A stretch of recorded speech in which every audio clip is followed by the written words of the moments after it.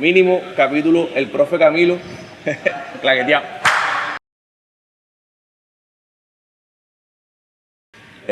Bueno, bienvenidos a este capítulo.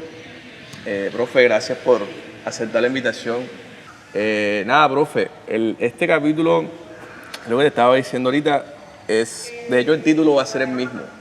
¿Por qué si vienen tantos turistas somos tan pobres en Cartagena? Pero antes de hablar un poquito de eso, quiero, porfa, que nos cuentes más o menos como cuál es tu historial académico, o sea, tú que eres economista y tal. Vale. Bueno, muchas gracias por la invitación, muchas gracias a todo el combo, el equipo. Bien, yo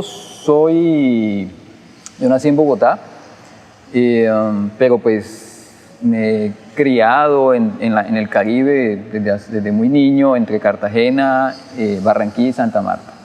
Pero especialmente en Cartagena, de Cartagena es mi esposa, mis hijos. Y aquí estudié alguna parte del bachillerato en el INEM de Cartagena. ¿Cómo va a ser, profe? Sí, sí. Y somos colegas. Sí, sí. Y luego estudié economía en la Universidad de Cartagena. Luego estudié una maestría en economía en la Universidad Nacional en Bogotá. Estuve trabajando allí un tiempo. Luego volví a la ciudad, bueno, a la región. Trabajé un poco en el sector público y luego me vinculé a la Universidad de Cartagena. Trabajé en el Observatorio de Desplazamiento Forzado, porque bueno, en general yo trabajaba como la relación entre economía y conflicto, entonces era como mi área de investigación durante un tiempo. Y bueno, ejercí como docente aquí en la universidad. Para esa época, bueno, fue cuando me diste clases. Cuando fuiste estudiante mío. Y en general enseñaba cursos de economía, de investigación. Y luego, trabajando aquí en la universidad, fui a hacer una maestría en estudios del territorio en Barcelona, en la Universidad Autónoma de Barcelona, y luego un doctorado en geografía en Estados Unidos, en la Universidad de Kentucky. Entonces, desde entonces, digamos, mi área de investigación tiene que ver más con temas urbanos, con un poco los vínculos entre cómo la economía política, digamos, cuál es la economía política de cómo se producen las ciudades. Ajá. Y cómo se producen exclusiones, la segregación, gentrificación, como todas estas dinámicas urbanas que surgen un poco por la dinámica económica global y local. Profe, te va a parecer una pregunta tonta, pero ¿qué hace un economista? ¿Qué hace un economista? Bueno, porque uno dice, no, él es economista, pero ¿qué hace un economista? Bueno, los economistas, hoy curiosamente los economistas opinan de casi todo. Ajá. Los economistas como tienen no sé si llaman, unas competencias en el tema numérico, en el tema matemático, en el tema de los datos. Pues en un mundo que hoy se mueve mucho por los datos, pues exacto, entonces la gente habla del Big Data o Big Data, la ciencia de datos, etcétera. Entonces los economistas tienen muchas ventajas allí porque pues esa es como su línea de investigación o su estrategia típica de investigación, trabajar con datos. Y entonces, claro, cuando sale el tema del COVID y empiezan a publicar muchísimos datos, entonces los economistas sabíamos hacer muchas, incluso proyecciones con el tema COVID. Pero bueno, en general los economistas se pueden desempeñar en varias áreas. Por supuesto, como funcionarios públicos, Colombia tiene una tradición, no solo Colombia, sino bueno, en general el mundo, de economistas presidentes. Muchos de los ministros suelen ser economistas de cualquier área del gobierno,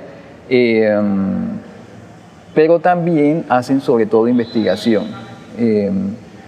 La economía es una ciencia social, pero que como tiene muchos elementos cuantitativos, digamos, siempre hace unos intentos de hacer ciertas predicciones o ciertas proyecciones mejor sobre, bueno, entender el pasado a partir de los datos y tratar de hacer proyecciones sobre lo que puede ocurrir. Entonces, el economista o las economistas suelen pues analizar la macroeconomía nacional, pero también cómo toman decisiones las empresas, las familias en sus decisiones de compra, de consumo, de inversión.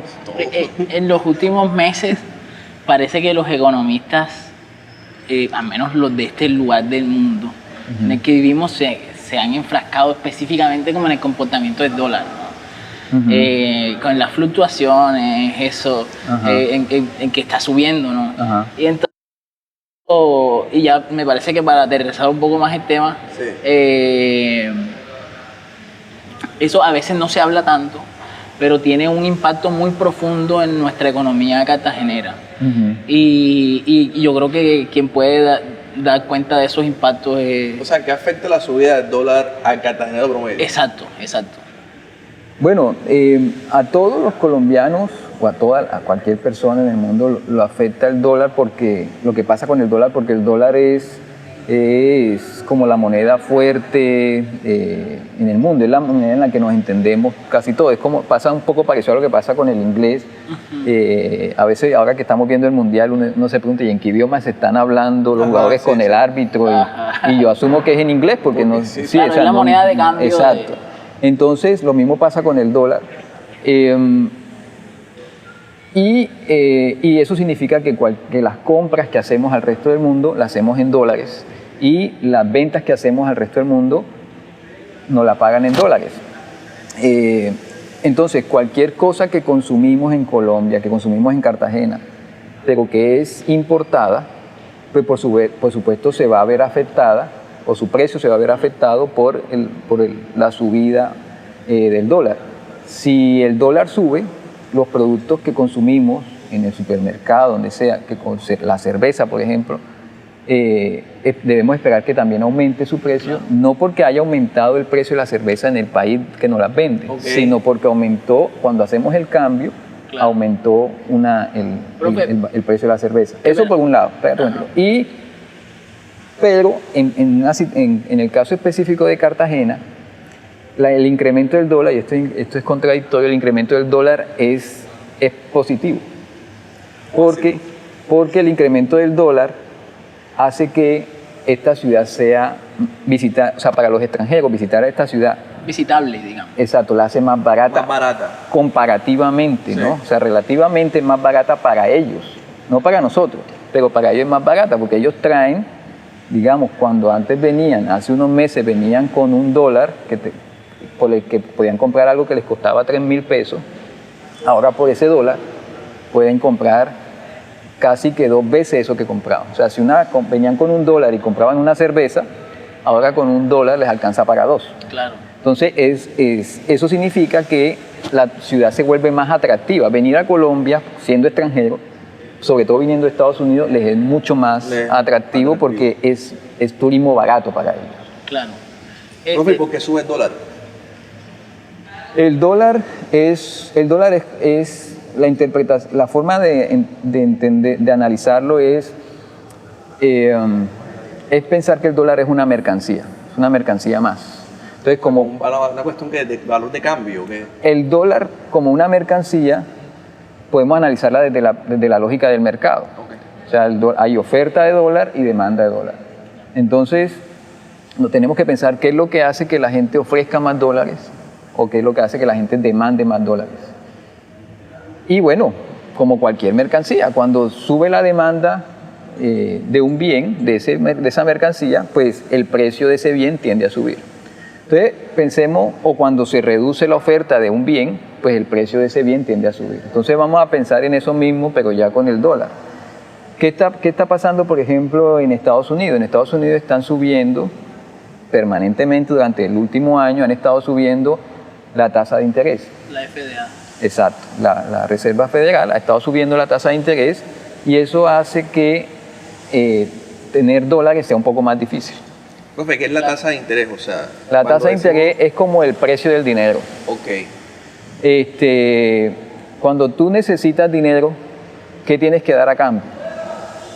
La tasa de interés. O sea, te dicen, yo te presto, yo te doy esto, pero en un año me pagas esto. O sea, la tasa de interés es el precio del dinero. Entonces, el Banco Central de Estados Unidos está elevando tasas de interés, y lo que está haciendo es que el dinero sea más costoso. Más costoso obtener. Para ellos el dinero es más costoso. ¿Sí? Conseguir dinero prestado es más difícil en Estados Unidos.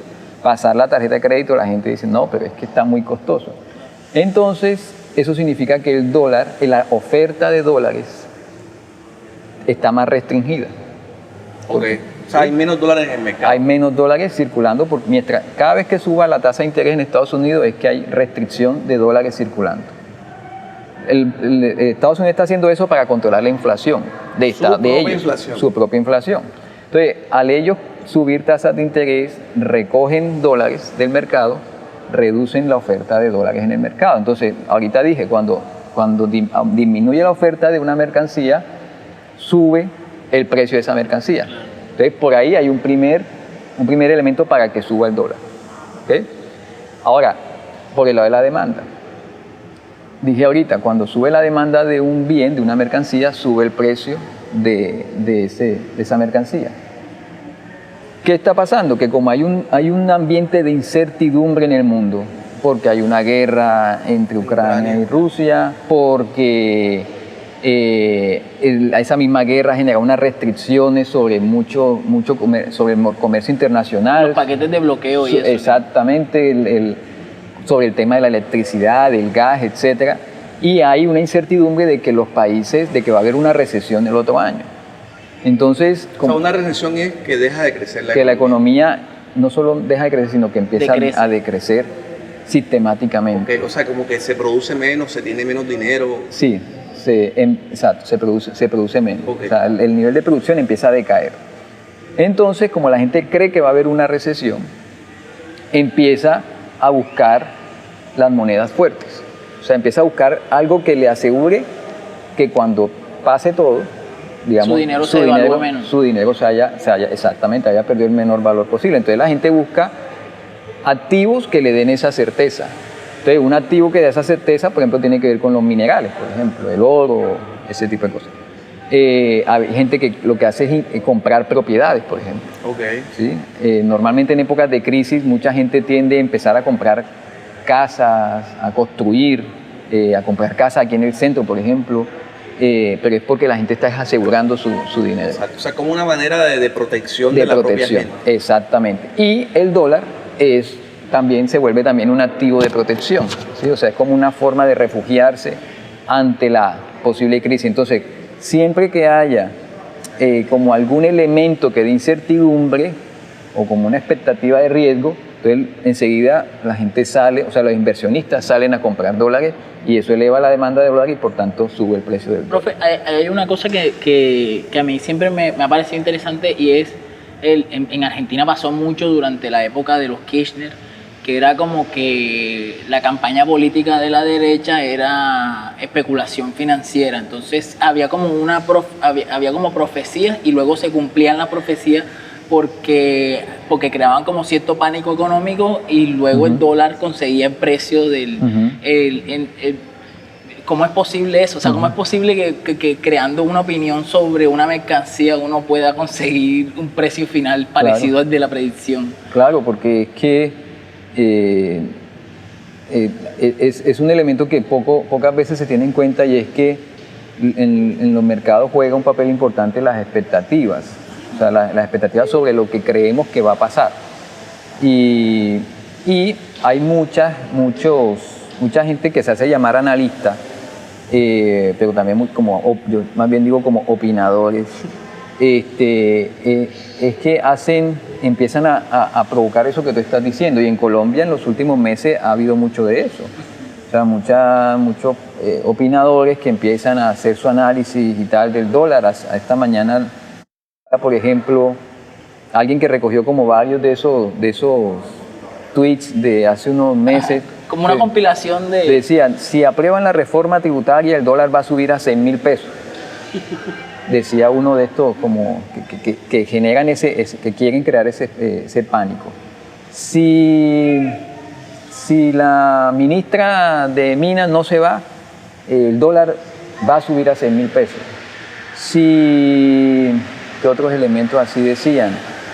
Bueno, lo de la exploración energética. De la exploración de hidrocarburos. Exacto, entonces empiezan a hacer como unos supuestos pronósticos que no tienen ningún sustento científico ni nada, pero al alarmar, hay unos que tienen mucho poder mediático, al alarmar, por supuesto, el especulador juega con eso. O sea, a veces nosotros hablamos del tema del dólar como si fuese una cosa de verdad de temor que te estás protegiendo, pero a veces también es que hay juego de especulación y es decir, mira, aquí están creando como un entorno de pánico, entonces vamos a comprar dólares porque sabemos que la gente, el que sí cree el cuento, Sí. va a ir a comprarlos. Sí, claro. Y cuando los vaya a comprar, ya los vamos a tener Sí. nosotros. Entonces, ahí hay un juego también de especulación. Eso me queda la profecía cumplida, creo que le dicen la eso. profecía autocumplida. Eso, sí. profecía autocumplida, sí. Sí, sí, sí. Profe, ¿por qué si vienen tantos turistas somos tan pobres? Yo sé que eso no es fácil de decirlo, pero Sí. tienes todo el tiempo y el espacio para intentarlo. Yo quería como un intermedio entre esa pregunta que creo que es un aporte, es este. Cuando sucedía lo de Barú, Ajá. que veíamos esos precios así como exorbitantes de cosas, yo pensaba, pero claro, o sea, vienen turistas aquí dispuestos a pagar cualquier cosa por eso. O sea, esto tiene directamente algo que ver con el dólar. Yo desde mi pequeña visión sin ser economista, digo, Sí, puede tener una conexión, o sea, puede ser que, o sea, la gente empieza a especular, o sea, Ajá. todos empezamos a especular y yo creo que en Cartagena somos muy dados, no los cartageneros, sino quienes se mueven en el tema turístico sobre todo, tienden a ser muy especuladores, en todos los ámbitos, o sea, especulamos con la historia real de la ciudad, por ejemplo, o sea, nos inventamos cosas que aquí no han pasado. Tú escuchas a un cochero, Ajá. él está especulando, pero porque está creando una narrativa La propia ficción, que sí, sea sí, comercializable, ¿no? O sea, con el deseo de que todo sea comercializable, todo sea turistificable, entonces pues empezamos a especular, a inventar historias, a inventar cosas, por ejemplo sobre las casas, no sé, hay casas que tú sabes que son, por ejemplo, tú sabes que hay casas que tú sabes que la construyeron fue hace 10, 15 años, pero el que la está ofreciendo dice que es Ahí vivió. republicana y es de una pared colonial, una pared de hace 300 años. Sí. Toda esa cantidad de historias que se inventan y la verdad es que una parte importante de las casas del centro, pues realmente bueno, todas, pero muchas, no solo fueron transformadas, sino que además muchas fueron como hechas nuevamente, pero con un estilo que imite la colonia. Sí. Entonces, eso es parte de la especulación. Claro. Y por supuesto, pues, bueno, quien tiene casas aquí en el centro también, que cuando deja de pagar el predial, pero aún así cobra, o sea, los precios por metro cuadrado en el centro son exorbitantes, prácticamente el metro cuadrado más costoso de Colombia. Hay metro cuadrado en el centro, por ejemplo, que se acerca casi a los 20 millones de pesos por metro cuadrado, es una cosa absurda. Porque, digamos, el centro no no tiene una infraestructura de servicio público como que te dé para eso. O sea, sí. El centro tiene bastantes problemas como para que cobren 20 millones por un metro cuadrado. Boca Grande también. Boca Grande también. Y Manga todavía más. Correcto, sí, es un tema, eso es un fenómeno que se va desplegando, como contagiando hacia lo que no es del centro histórico. Por eso es que uno ve que los barrios cercanos son también muy costosos y a su vez los barrios cercanos a Manga, por ejemplo, también se empiezan a hacer más costosos para mucha gente y en cierta forma lo que ocurre aquí en el centro con la especulación inmobiliaria termina afectando hasta el que vive en San Fernando. Okay. Claro. Y entonces ahora sí, la pregunta de Jaure es esa. ¿Cómo? Bueno, eso entonces tiene que ver. ¿Por qué si hay tanto turismo somos tan pobres? Pues bueno, hay un primer debate y es que hay quienes dicen que Cartagena no es, comparada con otras ciudades, Cartagena no es una ciudad con tanta pobreza. O sea, Cartagena no es ni la ciudad más pobre del país, de hecho no está ni entre las 5 con más pobreza del país, y eso es verdad si se mide la pobreza como lo mide el DANE. A mí no me gusta cuestionar tanto la metodología del DANE. Ajá. Porque yo siempre... ¿Qué es un pobre para el DANE? El DANE para calcular o para determinar qué tantos pobres hay en una ciudad o en el país, lo primero que hace es definir una canasta básica que debería consumir una persona para satisfacer sus necesidades básicas. Entonces dice, bueno, ¿cuánto cuesta esa canasta? Entonces, y eso toma referencia de la FAO, de alimentación, el tema nutricional, de las costumbres gastronómicas de cada ciudad, y toma referencias de cómo están ciertos precios en la ciudad, y con eso dice, bueno, una persona que lo que necesita tanto para cubrir esas necesidades. Entonces, por decir algo, no recuerdo ahorita la cifra exacta, pero por decir algo más o menos, dice, una persona necesita 270,000 pesos para no ser pobre. Entonces la gente no dice, pero ¿cómo así? O sea, con 200,000 pesos yo no podría vivir. Pero eso hay que hacer una precisión, y es que el DANE lo está diciendo, digamos, es una cifra agregada. O sea, si son 4 personas en una casa, el DANE lo que está diciendo es que necesitas, multiplica esos 270,000 por 4. Entonces, para que ese hogar no sea pobre, tiene que ganar más de 1.100.000 pesos, algo así, más de 1.200.000 pesos. Entonces, igual yo sé que hay gente que va a decir, no, pero es que con 1.200.000 pesos no me alcanza. Pero bueno, también es que el DANE parte como arranca como de lo más bajo. Entonces te dice, no, pero es que no te estoy diciendo que para comer, no sé, caviar o para comer, si te alcanza para comer lomo fino y salmón y tal, entonces, no, sino que él se va como a lo más mínimo posible. Entonces dice, bueno, exacto, supervivencia. Ese límite es ideológico. O sea, digo, como la media en la que uno establece la línea de pobreza es un límite ideológico. Yo no lo veo tan ideológico. Igual yo creo que en todo hay ideología, ¿no? Pero también hay un soporte técnico, o sea, lo que estoy diciendo. O sea, ellos hacen unas encuestas, se dan cuenta cuánto necesita una familia para cubrir las necesidades básicas. Y dice, bueno, si multiplico eso por 4, una familia de 4 personas cubre las necesidades básicas, pero de forma muy, muy mínima. Ahora, ya habría una discusión si eso o sea, si lo ideal no sería que fuese un poco más alto, porque pues lo ideal no es estar ahí como en el borde, o sea, como que un día soy pobre, pero al día siguiente no, o sea, dependiendo cuánta plata me gane ese día. Y hay familias que viven así, o sea, hay familias que un mes caen por debajo de la línea de pobreza y otro mes están por encima. Porque la línea de pobreza, como depende de los ingresos, y los ingresos es una variable muy dinámica en muchas casas. O sea, un mes les va bien, otro mes les va mal. Entonces, un mes están por encima de la línea de pobreza, otro mes por debajo. Esa es la forma, digamos, una forma muy simple, estoy tratando de decirlo, o sea, para y entonces decía que en Cartagena, bajo esa medición de la pobreza, exacto, no es la ciudad. No es la ciudad con más pobre del país, ni porcentualmente es la ciudad con más tasa de pobreza. Pero el punto es que si uno selecciona, digamos, las 5 o 6 ciudades con mayor actividad económica, o mejor, con mayor producción, con mayor cantidad de ingresos, ahí, si uno toma las 5, 6, 7 ciudades con mayor ingreso, bueno, Bogotá, Medellín, Barranquilla, Bucaramanga, Cali, Cartagena, dentro de ese grupo, ahí sí Cartagena sería con más pobreza. Dentro de ese grupo. Dentro de las ciudades. Exacto, o sea, de ciudades, digamos, de ingresos altos, Cartagena sí está como, digamos, sí es la que más pobreza tiene. Entonces, ahí es donde por eso surge esa pregunta, porque es que a nosotros pues, nos han dicho que el turismo es como nuestro motor, como que lo que nos hace es estar en ese grupito de las 5 o 6 ciudades con más ingresos, es el turismo.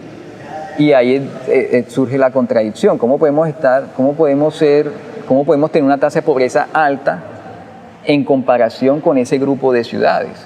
Y yo lo que creo es que en general es que los ingresos que genera el turismo pues no se riegan hacia el resto de la población por varias razones, pues también muchas son como hipótesis, porque sobre este tema también falta mucho por estudiar en las ciudades. La ciudad, curiosamente, aunque hablan del turismo todo el tiempo, todos los días, pero realmente hay poca investigación, sobre todo de perspectiva crítica, del impacto del turismo. Una razón, por ejemplo, tiene que ver con el tipo de empleo que genera el turismo. Hay algunos cálculos, también como todavía muy aproximados, que por cada un empleo formal que genera el turismo, hay 2 empleos informales. Entonces, claro, 2 empleos informales son personas que no están recibiendo seguridad social, por ejemplo, todas las prestaciones, o que de pronto están ganando por debajo del mínimo, que están vinculadas en una situación como de irregularidad, o que son personas que trabajan, digamos, por ejemplo, el que está vendiendo en la calle, el que está ofreciendo en puesto en espacio público algún producto. Todo ese tipo de negocios o de actividades, pues por supuesto ya nos genera un primer grupo que son los relacionados con la informalidad. O sea, hay una relación muy fuerte entre pobreza e informalidad. O sea, prácticamente la gran mayoría de las familias en condición de pobreza trabajan en la informalidad. Bueno, eso por un lado. Por otro lado es que quienes trabajan en la formalidad, en la actividad turística, en muchos casos también están vinculados laboralmente en condiciones precarias. El turismo tiene una situación, y es que mucho digamos, el empleo que genera principalmente de mano de obra no calificada. Okay. Sí, o sea... Perdón, profe, ¿esa es una tendencia global? Sí, es una tendencia global. Okay. O sea, el turismo, digamos, el empleo mayoritario que genera es mano de obra no calificada. Para que se entienda, por ejemplo, personas que no se requiere, por ejemplo, estudios universitarios para trabajar en el sector turístico. Sí se necesita, digamos, para administrar un negocio, para ser gerente de un hotel, ese tipo de cosas. Pero esa es la minoría. O sea, la gran mayoría de empleos formales que se generan en el turismo son, por ejemplo, las personas que tienen que hacer aseo en los hoteles, las que tienen que cocinar, las que tienen que, el que atiende a los que se están hospedando, el conductor que lleva a los clientes. Todo ese tipo, esa es la mayoría del empleo que genera, el empleo que genera formal, ¿no? Entonces, ¿qué pasa? Que en muchos casos, y en Cartagena hay muchas denuncias sobre eso, muchas de estas empresas aunque los vinculan a través de un contrato, en esa vinculación hay cierta precariedad. Por ejemplo, en estos días veíamos el caso de una señora que trabajaba en un local que es principalmente de atención para turistas, en un centro comercial del centro histórico. En Johnson, exacto. Entonces, en un centro comercial que es principalmente visitado por turistas, y resulta que a ella, al parecer, no le estaban pagando todas sus prestaciones. Y cuando ella denuncia, pues parece ser que además el Ministerio de Trabajo tuvo que sellar porque había otro empleado ahí que tampoco le estaban pagando su seguridad social. Sí, que no tenía como era ARL y no le estaban pagando salud y pensión. Exacto. Sí. Entonces, que aunque como que sí se lo descontaban, pero no se lo pagaban, no se lo enviaban a la EPS, una cosa gravísima. Entonces, el punto es que, claro, estas personas que tú las ves trabajando en un negocio, digamos, que muy bien posicionado, que debe costar muchísimo, cuánto paga de arriendo ese almacén en ese centro comercial, que debe tener ventas, digamos que las cosas que vende deben ser caras, costosas para poder pagar ese arriendo, pero vincula en forma muy precaria a los empleados que tiene. O sea, ahí vimos todo, el caso de esa señora, digamos, refleja toda esa condición de precariedad en el que muchas personas están vinculadas, y empezaron a salir muchas denuncias de otras personas en otro tipo de negocio que también pasa eso.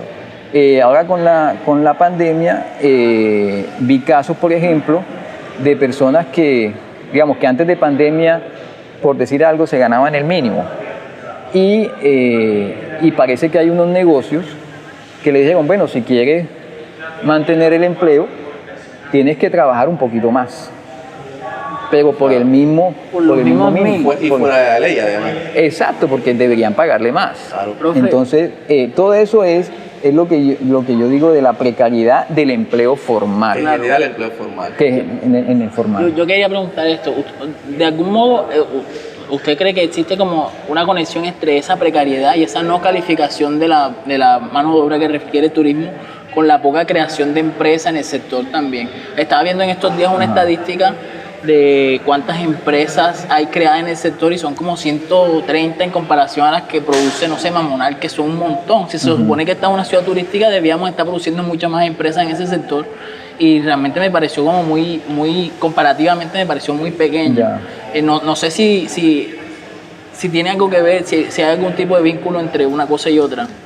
Yo asumiría que sí, no conozco bien esos datos de creación de empresas, pero yo asumiría que sí. Realmente, o sea, precisamente al ser mano de obra no calificada, pues, digamos, hay cierta ventaja para el empleador, ¿no? O sea, claro. que puede pagar bajito, puede, digamos, abusar de esa relación de poder para a veces vulnerar los derechos del trabajador. Y, por supuesto, aquí tú no oyes que hayan trabajadores del sector turismo que estén sindicalizados o algo así, o sea, no escuchan nada de eso de protección del trabajador en el sector turístico. Entonces creo que sí hay como un aprovechamiento ahí. Yo, por ejemplo, que día escuchaba de un hotel que la señora, por ejemplo, las señoras que hacen arreglar la habitación, o sea, los hoteles tienen como unos puntos, unos picos de necesidades de empleados de este tipo. Entonces, por ejemplo, en la mañana cuando van a servir los desayunos, y luego cuando la gente entrega las habitaciones, en ese lapso que va entre 11 y 3, es el nuevo pico. El nuevo pico.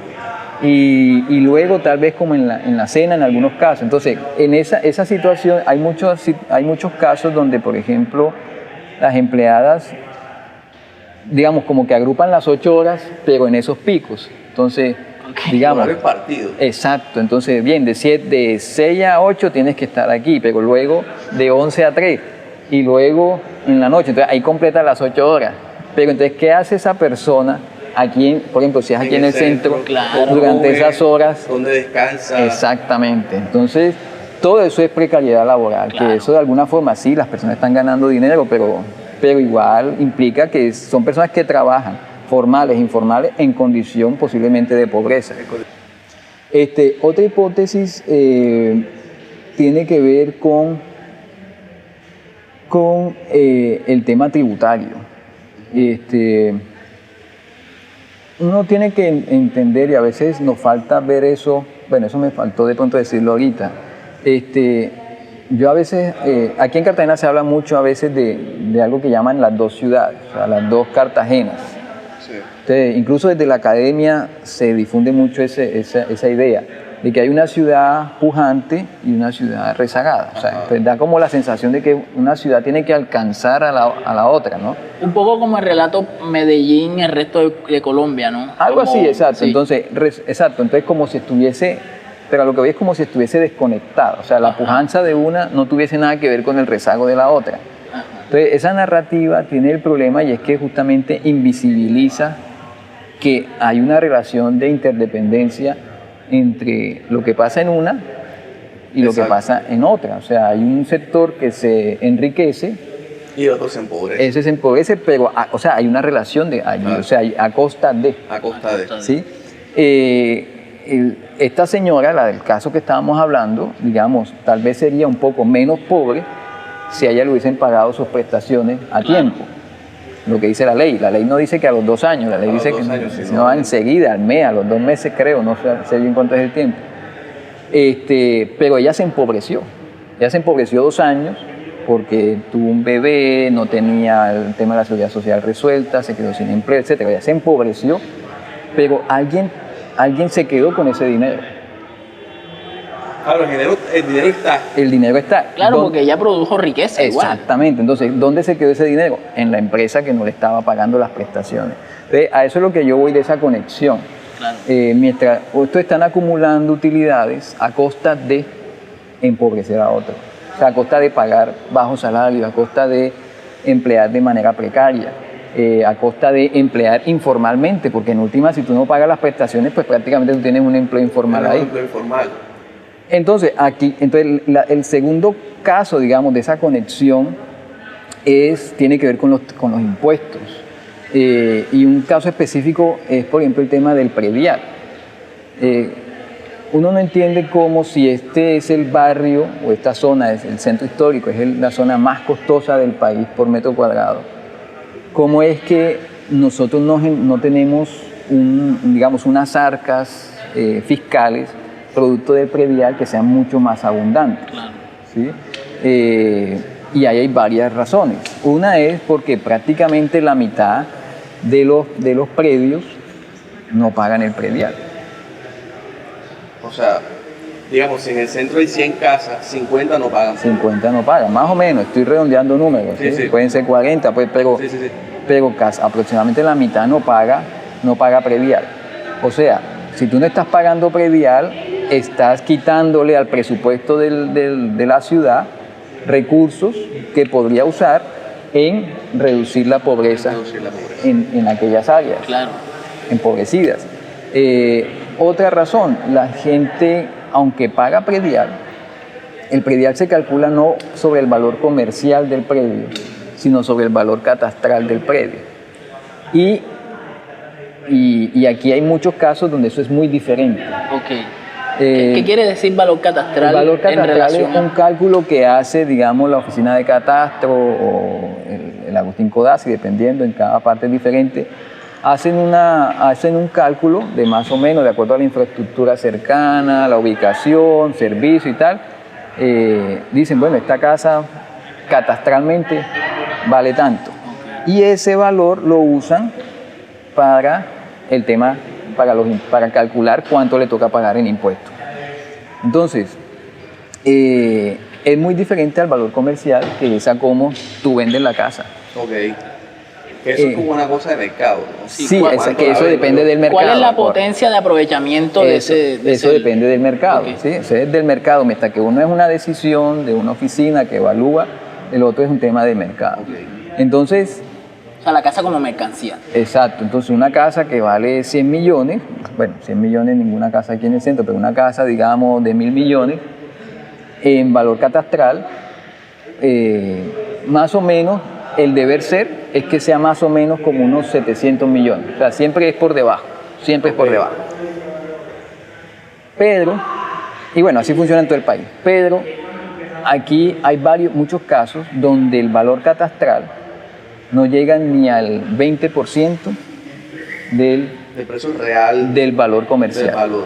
Entonces, claro, cuando tú dices, no, es que el metro cuadrado más caro, sí, pero cuando ya tú calculas es por el tema catastral, ya no estamos en el del mayor valoración catastral. Entonces, eso reduce tremendamente. ¿Cómo pasa eso? Y aumenta la especulación también. Tiene su propia fórmula. Es que el problema es que está muy desactualizado. Ajá, Principalmente esa es la razón, que está muy desactualizado. Y es que en los últimos 10 años más o menos, el precio, el valor comercial por metro cuadrado en Cartagena, en el centro sobre todo, está súper disparado, o sea, se disparó tremendamente. Y ahí, digamos, como que se rompió, esa es una idea que tengo, o sea, se rompió más o menos la relación. Lo otro es que lo que tú decías, o sea, hay especulación. Claro. O sea, hay casas que están, que son muy viejas, que no les han hecho ninguna transformación, que están abandonadas, que no le han hecho ninguna modificación en 15 años, que por dentro hay es monte, y el precio de ella sigue subiendo y sigue subiendo y sigue subiendo. A la par del resto. Porque, digamos, Por esto que hablábamos hace un rato de la especulación, o sea, pero ya no solo la comercial, sino también la que tiene que ver con la narrativa sobre la casa. Entonces, mira, es que en esta casa tú puedes hacer tal cosa, y esta casa el arquitecto fue fulano de tal, y tú ves la casa, pero bueno, ya está como muy destruida por dentro, pero igual hay una narrativa. Porque no parece. Sí, y hay como 10 casas en las que vivió Bolívar por aquí, en esta casa. Sí, o sea, seguro. No, sí. no es mentira, es verdad. O sea, Y está la placa ahí. es una cosa loca. Sí. Pero, profe, está tocando un tema que creo que está muy conectado con el tema de la gentrificación. Hay una casa, que la casa donde vivió Fermina Daza. Fermina Daza, que es un personaje de ficción. Pero dicen, esta es la casa donde vivió Fermina Daza, así lo he escuchado. No, que está diciendo eso, que hay como una relación muy directa con esa especulación inmobiliaria con la gentrificación, y me parece que tiene mucho que ver con eso que usted está diciendo, que no se ha estudiado mucho. Generalmente se presenta en las esferas culturales de la ciudad como algo per se negativo. Y he estado leyendo un poco y no necesariamente hay gentrificación. Por ejemplo, en San Francisco he visto creación de barrios de artistas, por ejemplo, que son gentrificación que hacen parte de la planeación de la ciudad. Pero en el caso cartagenero a lo que nos referimos más bien es a un desplazamiento de la población hacia sectores potencialmente menos explotables económicamente. Entonces creo que hay como una relación ahí. Sí, sobre la gentrificación hay bastantes discusiones en la academia sobre si es positiva o si tiene consecuencias negativas. También sobre las causas de la gentrificación. Hay, digamos, unos autores que creen que la gentrificación es resultado de una mirada, digamos, como medio romántica sobre el centro, sobre los centros de la ciudad. Y es como, bueno, volvamos al centro, al rescate del centro, y entonces al centro viene como la actividad cultural, y entonces habla mucho de las zonas creativas, y hay artistas y galerías y tal. Todo ese ambiente, digamos, hace parte de la versión, digamos, optimista sobre las causas de la gentrificación, porque entonces, claro, si muchos artistas y tal se vienen al centro, pues es deseable estar como untarse de todo eso, ¿no? Claro. Entonces, eso por un lado, y eso, sobre eso, bueno, hay escasos ejemplos en muchas partes del mundo, en Europa, en Estados Unidos hay muchísimos casos. Aquí mismo en Cartagena hacia finales de los 80 y comienzos de los 90, las primeras personas que empezaron a restaurar casas venían del sector artístico, cultural. Dentro de eso, García Márquez, por ejemplo. Obregón también. Bueno, Obregón, pero no sé exactamente el momento en que él compra la casa o adquiere la casa, pero exacto, hace parte de esa dinámica.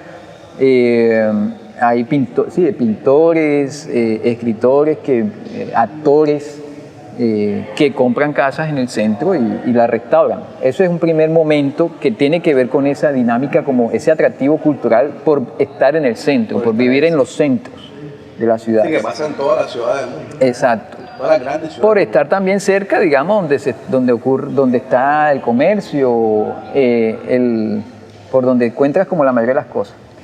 Pero hay otra análisis de causas de la gentrificación que tiene que ver con que hay un desplazamiento de personas,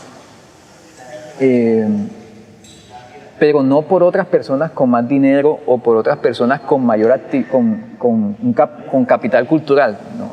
Sino son personas desplazadas y reemplazadas por el capital, por capital financiero.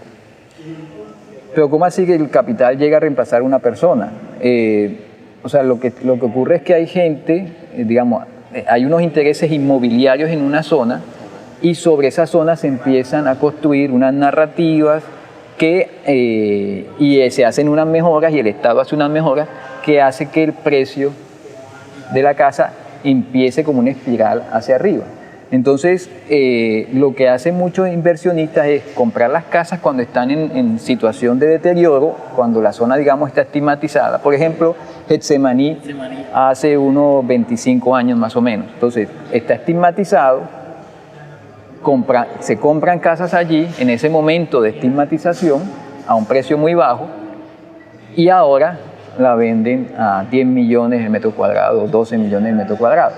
Entonces, como que la gentrificación está impulsada es por esa posibilidad de especular o de extraer renta a partir de esa diferencia que se creó. Claro. Entonces, por eso dicen, bueno, no es personas con dinero que entran a reemplazar personas pobres, sino que es el capital moviéndose para poder encontrar las formas de extraer renta de allí, sea para que vivan otras personas, sea para que hayan proyectos, centros comerciales, etc.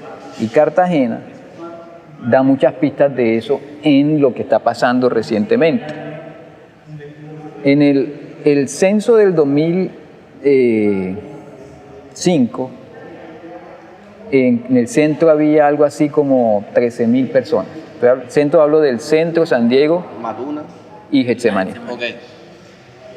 Y en el último censo, en el del 2018, o sea, 13 años después, habían cerca de 2.600, 2.700 personas. Habitando el centro. Habitando el centro. O sea, de manera permanente. Permanente, sí, permanente.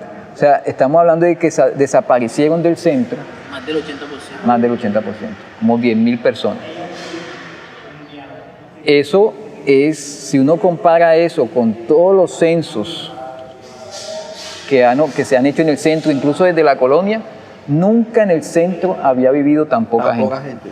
Nunca, o sea, nunca. Esa es la mayor caída demográfica que ha ocurrido en esta área de la ciudad en 3 siglos de historia censal. Entonces, ahí hay como que, aquí está ocurriendo eso, o sea, hay gente que fue desplazada, pero no para que viva otra gente. Sino para que esté el capital. Yo hace mucho leí un artículo sobre Chambacú. La élite cartagenera tenía miedo de que los negros se volaran las murallas. Uh-huh. O sea, este miedo ha estado siempre en esta clase política. Pero entonces lo que tú planteas es que ya no es una persona, no es un interpolítico, sino es como un ente, es el capital. Es el dinero el que mueve. Profe, sí, a mí me llama la atención de lo que más que leí es cuando tú dices, bueno, si el turismo no es el gran motor económico de Cartagena, entonces ¿de qué vive la gente? Ya. ¿Qué hace la gente aquí para sobrevivir? Digamos que yo sí creo que bueno, no es que solo lo creo, sino basta ver las cifras de producción económica en la ciudad y el principal rubro, digamos, económico no es el turismo. No lo es. No, hay otros rubros que generan mucho más valor agregado en la ciudad y hay otros rubros que generan mucho más empleo en la ciudad. Sobre el tema del empleo, de cuánto empleo genera el turismo, también hay una, no discusión, pero yo quisiera que se discutiera más sobre eso. Pero ahorita lo comento para ir a la pregunta. En la ciudad, una actividad que genera muchísimo empleo es el comercio. Pero ojo que el comercio a veces se asocia como si fuese un asunto turístico. Como de vender cosas.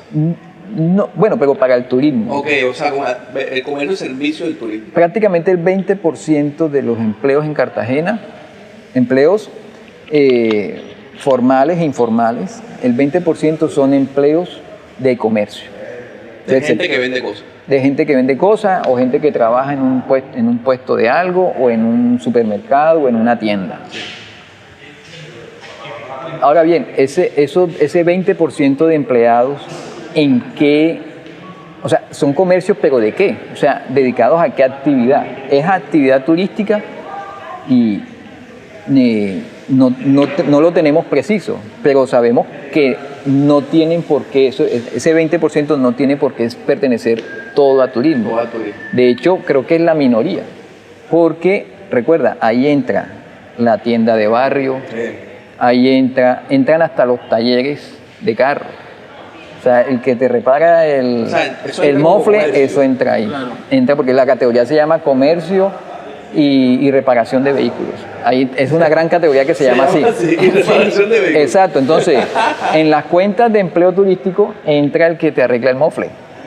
Ok, ¿Ya ok, ves? claro. Entonces, Entonces- es un resultado tal vez alterado por...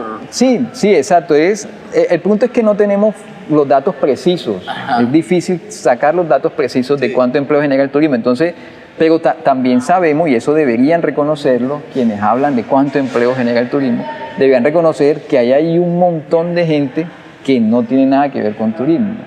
A números inflados, digamos. Sí. Ficcionales ahí, todo. Sí, aunque, o sea, nuevamente, no es que sea inflado intencionalmente, Sí. sino que es a partir de una técnica La técnica de medición. precaria para saber cuánto empleo hay, Ok. pero no lo reconocen, no lo reconocen. Aquí siempre dicen, bueno, es que el turismo genera la tercera parte del empleo de la ciudad. Bueno, cuando tú Claro, vas a dicen ver... así como. Sí, así, tú ves todas las corpoturismo, la alcaldía, el que sea que habla, digamos, de forma muy optimista del turismo, siempre dice el 30%. Ya es una cifra que quedó como en el imaginario, hay el famoso 30%. Pero cuando tú desagregas ese 30%, pasa lo que te estoy contando. O sea, en ese 30%, de ese 30, el 20 es comercio y reparación de vehículos. Entonces, ahí están los negocios de las tiendas de barrio, los tenderos, la plazuela, la castellana, Basurto, el que te repara el mofle, el de la latonería y pintura. O sea, hay una cantidad de cosas. Pero eso es empleo formal.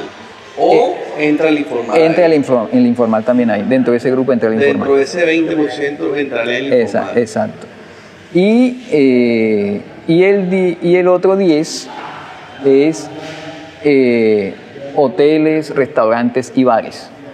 Ok, que sí tiene que ver. Que sí tiene que ver en su mayoría, pero también hay una porción que no. Que no. porque Por ejemplo, para un allá hay vida. restaurante, O exacto. sea, la gente vive para allá. ¿no? Exacto, un restaurante Que de pronto que no vende está- que no tiene ejecutivo, nada que ver con es turismo. mamonal, digamos. Exacto, no es turismo. Entonces, pero queda metido en esa cuenta. Claro. Entonces, pero es parte del problema de cómo calcular cuánto empleo De genera el cómo turismo. medir, exacto. Entonces, hay una dificultad en eso, pero el problema es que siento que para vender muy bien la actividad turística, como que se aprovechan de Tiene esa que haber- debilidad tiene que haber ese estadística relato, sí. Claro.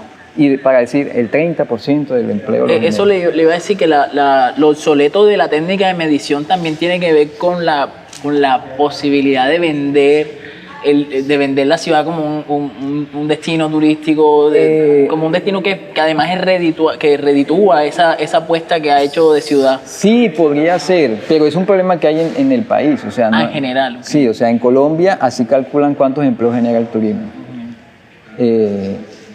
O así lo tratan de, sí, como de estimar, pero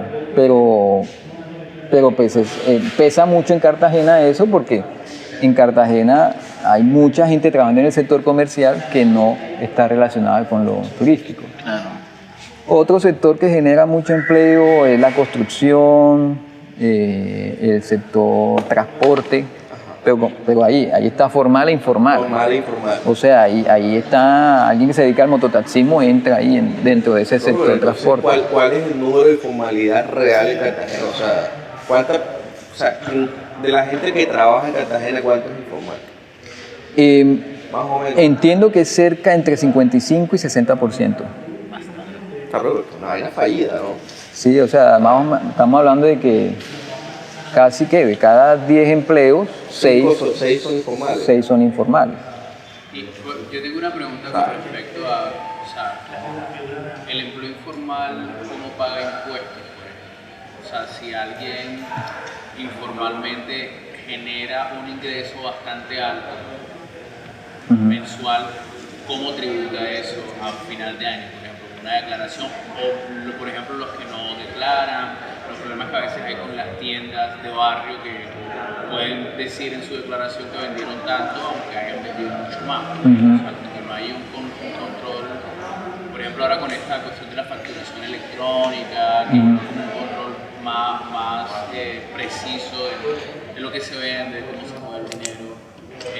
¿qué pasa con ese dinero que no se tributa? Bueno, Sí, sí, efectivamente. Es que parte de recurrir a la informalidad, o sea, algunos usan la informalidad porque no encuentran empleo en la formalidad, ¿sí? Digamos, el que se dedica al mototaxismo, por ejemplo. Pero hay otras empresas que prefieren la vía de la informalidad para evitar la carga tributaria. Entonces, en cierta forma, la informalidad es un problema para las finanzas del país, porque es gente que no está tributando adecuadamente, y también es un problema por ejemplo, para el sistema pensional, el sistema de salud. ¿Cuál es un problema central del sistema pensional? Es que el sistema pensional, los que ya están en edad pensional, reciben, digamos, si están en lo formal, si se pensionaron en lo formal, en el sistema, digamos, de prima media, si estás en la edad ya de pensión y empiezas a recibir tu pensión, esa pensión sale de lo que estamos cotizando ahora. Claro. Okay. Pero si hay mucha gente en la informalidad, es poca gente cotizando. O sea, para que veamos la dimensión, un problema tenaz. O sea, para que imaginemos la situación. Si hoy todos trabajáramos en la informalidad, no habría cómo pagarle la pensión. Exacto. Claro. Entonces, ese es parte de los problemas. Igual el tema de salud. O sea, hay recursos para la salud que nos descuentan a los que estamos en la formalidad, que van al sistema, etcétera. Pero hay otras personas que están en la informalidad que no le descuentan. Claro. O para esta señora que le descontaron, pero no se lo enviaron al sistema de salud. Ahí está, digamos, desfinanciando el sistema de salud. Entonces, ese es un problema, la vía tributaria y la vía de seguridad social. ¿Y cómo están tributando? Pues bueno, precisamente yo creo que se aprovechan un poco, no estoy hablando tanto de las personas, sino de estas empresas, que digamos no se registran, no hacen los registros en Cámara de Comercio, que no se declaran como personas jurídicas, que tienen un tratamiento tributario específico y que, digamos, en cierta forma les permite eludir una carga tributaria que es injusto para el resto de nosotros, porque pues, o sea, los impuestos son necesarios para que un país, para que el Estado funcione. Usted ahorita hablaba de cómo el capital desplaza a la población cartagenera del centro de su ciudad y tal. Pero también, digamos, al mismo tiempo que este decrecimiento de la tributación a través de la vía de informalidad aumenta en detrimento de los servicios del Estado, ese movimiento es beneficioso para el capital, ¿sí? Entonces tal vez la ciudad se ha pensado en ese sentido. Esa es yo creo que siempre hay una disputa, ¿no? Porque es que a muchos sectores pues, les incomoda pagar impuestos. O sea, bueno, el impuesto es una cosa como que le incomoda. Es incómoda en general, siempre. A nadie le gusta pagar impuestos. Por eso lo llaman la carga tributaria, una carga. Pero digamos que cuando hay una puja en el sentido de decir, bueno, necesitamos un Estado más pequeño. El Estado neoliberal. Exacto, un Estado más pequeño que solamente se dedique a esto y a esto y a esto, pero es para evitar que se requiera, o sea, que se imponga una carga tributaria fuerte. Ahora, hay dos temas y hay como un poquito de hipocresía, y es que, a ver, ¿por qué es que tenemos que pagar impuestos? Porque es que muchos de los beneficios, no es solamente un asunto de solidaridad, ni es solamente un asunto de que es que este gobierno sí me gusta y usted sí pago impuestos, o no me gusta porque se roban la plata, como dicen, no, entonces, bien, sino hay una obligación porque el Estado ha hecho muchísimas inversiones de las que tú, como persona natural o como empresa, te has beneficiado. Exacto. Entonces, muchas de las utilidades, si fuera una empresa, o de los beneficios personales que hemos recibido, son gracias a inversiones que ha hecho el Estado. Entonces, por ejemplo, por decir algo, o sea, la vía al mar, o sea, el viaducto y que va hasta allá, hasta la zona norte, pues eso lo dice el Estado, ¿sí? Puso mucho dinero, pero ¿quiénes son los que más usan ese viaducto? La gente de dinero, de aquí de... Al menos sabemos, no sé si es de dinero, pero sabemos que es la gente Que se mueve. Exacto, que se mueve en automóvil, que generalmente, y que vive en zona norte. Sí. Y en zona norte hay muchas propiedades que son de estrato 6 Casualmente, y 7. gente de plata, casual. Entonces, ellos son quienes más se benefician de ese viaducto y de la doble calzada que hay allí, ¿cierto? ¿Cuántos recursos, cuántas utilidades no está haciendo, por ejemplo, los negocios que están en las Ramblas, en el centro comercial que está ahí? Eso se ha vuelto tan de moda, ir a las Ramblas. Entonces, esos negocios no existirían si el Estado no hubiera hecho esa construcción. Entonces, por eso es que hay una obligación de pagar impuestos. Y ahí nos podemos ir a un montón de cosas. Muchas empresas reciben subsidios del Estado, muchas empresas vinculan empleados que son egresados de universidades públicas, ¿sí? Que el Estado pagó por su formación y normalmente de calidad, porque normalmente las universidades públicas están muy bien ranqueadas. Entonces, hubo un actor, el Estado, que asumió esos gastos, y ¿quién los paga? Entonces, de ahí la responsabilidad. Y eso a veces no lo entienden, que la gente dice, no, pero es que deberían dejarnos, que el Estado no se meta, que es que nos quiere como sacar la plata. O sea, nosotros están atentando contra la empresa. Sí. Y no, o sea, es que al contrario, o sea, lo que ha hecho el Estado es crear todos los elementos. En Estados Unidos hay una discusión muy interesante con eso, porque los grandes millonarios hoy en Estados Unidos son gente dedicada al tema de la tecnología. Sí. Elon Musk, Jeff Bezos, Bill Gates, toda esta gente. Entonces, pero muchos de los recursos, o sea, mucho del dinero que ellos hicieron tiene que ver con inversiones que hizo el Estado en ciencia y tecnología. Ajá. Okay. Sí, y subsidios que recibieron para incentivar la ciencia y tecnología. O gastos el gasto que el Estado hizo en universidades públicas de los Estados Unidos, no para ellos, sino para la investigación en ciencia y tecnología. Entonces, todos esos beneficios, todo ese capital que se ha generado ahí, no capital financiero, sino capital humano, de conocimiento, genera riqueza. Y pues hay que pagar por eso. Claro. Pero pasa a veces que cuando llegan allá arriba dicen, no, pero qué impuestos tan caros. Exactamente, no sé qué. Y Samsung, por ejemplo, no produce su propia innovación, sino que la produce a través de un convenio con el Estado. Sí, entonces es muy chistoso eso. O sea, ellos solamente se dedican como a la producción y tal, y con el Estado producen innovación. Entonces es como que... Profe, yo tengo una pregunta y creo que porque ya nos estamos quedando un poco sin luz. Claro, lo estaba pensando y justo lo dijiste. ¿Cuánto le cuesta a la ciudad, al Estado, mantener el turismo y cuánto de eso regresa a la Exactamente, esa es la pregunta que no tengo la respuesta. Ajá. Pero ese es el punto clave. Exacto. Ese es el punto clave. ¿Cuánto invierte el Estado para que Cartagena sea la ciudad turística? La ciudad turística. ¿Y cuál es el beneficio de eso? Exactamente. O sea, por eso es que es el colmo que la gente no pague el predial apropiadamente.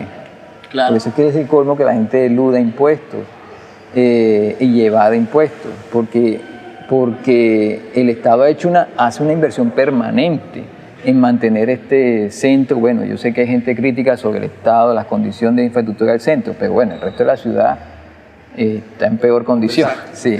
Entonces, aquí es donde normalmente se va el mayor. Por ejemplo, la cantidad de inversión de gasto que se va a hacer, que se hizo ya en el tema de luces navideñas. En alumbrado público. En alumbrado para Navidad. Exacto, la Navidad, sí. eso ya sabemos, eso a partir de hoy va a haber un montón de gente moviéndose por el camellón de los Mártires, entrando al centro y haciendo todo el recorrido de las luces. Entonces, eso es un montón de comercio que se va a mover ahí, atrae una demanda importante de gente que va a gastar dinero, pero esa gente llega porque hay unas luces puestas, entonces, y que las pagó el Estado y que se pagaron con impuestos, o sea, la pagamos nosotros. Bueno, los que vivimos acá. Claro. ¿Sí? Entonces, a veces uno tiene que hacer como esa relación. O sea, no es, bueno, ¿dónde salió esta plata? Esta salió del Estado. Y el Estado somos nosotros a través de los impuestos. Entonces, uno esperaría que muchos negocios entendieran, porque muchos de los que no pagan predial son negocios, además. No necesariamente casas de familia, sino son negocios. Entonces, hoteles, exacto. Entonces, ellos deberían entender que el Estado, para seguir haciendo este tipo de inversiones que atraen gente, pues necesita los impuestos. Entonces, ahí está, tú haces la pregunta clave. O sea, Sí, pero ese pago de impuestos no depende también de la confianza que genera, pues porque no sé, Cartagena tiene un montón, yo lo último alcalde que recuerdo es la María Mulata. Sí, pero pues sí, yo sé que siempre el argumento de que en el Estado roban, el Estado... Sí, como la incapacidad del gobierno también de traducir eso en servicio. Sí, pero yo entiendo esa dificultad, pero pues creo que siempre nos toca ahí como partir de la buena fe. De la buena fe, claro, que van a hacer lo que tienen que hacer. Sí, a mí me gustó mucho, por ejemplo, antes de ayer me llegó un correo de la DIAN. Bueno, cuando lo vi no me gustó, o sea, de la DIAN, porque me asustó. O sea, yo pensé que me iba a decir que había hecho mal la declaración o algo así. Pero ya cuando abrí me dice, gracias por pagar los impuestos y sabemos que a usted le cuesta mucho, es un esfuerzo, no sé qué. Y entonces luego sale una tabla así, donde te dice, bueno, quiero que sepa que de su plata, tanto va para la deuda, tanto para educación, tanto para salud. Entonces me va diciendo cuánto de lo que yo pagué en la declaración de renta, cuánto va para cada sector del país. Entonces eso me parece como una forma de crear ese ambiente de confianza, que tú sepas para dónde va tu plata. De vincular también, de darle como una posición activa también al tributador. Claro, porque también es como incentiva, tú dices, marica, joda, Lo voy a hacer. está yendo a algún lado. Exacto, Lo voy a hacer. exactamente. Exactamente. Bueno, ya no estamos. Profe, Bueno, te agradecemos este tiempo que te has tomado, de que te fuiste como 40 minutos de más de lo que nos habías dicho. No, porque el profe no se podía quedar tanto tiempo y se quedó de más de no, porque la conversación es fluida, chévere. Profe, muchas gracias. Seguramente te vamos a invitar. Ojalá acepte. Bueno. Y cualquier cosa que tú necesites, o sea, como comunicar este espacio, pues está abierto, lo que sea. Porque yo creo que esos son temas que hay que tocarlos, porque es que eso, sí, que el turismo es esto, que el turismo es lo otro, pero ¿y dónde está? ¿Dónde se ve? O sea, ¿por qué somos tan pobres? Porque siempre es la pregunta, ¿verdad? O sea, si es una ciudad tan rica, simbólicamente, porque la gente es tan pobre. Y hablar de esos temas a mí me parece por lo menos más que interesante, me parece fundamental. Entonces, a nombre propio yo te agradezco, seguramente los chicos también te van a agradecer. Conocerlo además. Y nada, profe, gracias por venir. Bueno, vale, muchísimas gracias por la invitación. Gracias. Vale. Listo, me voy corriendo. Dale, profe.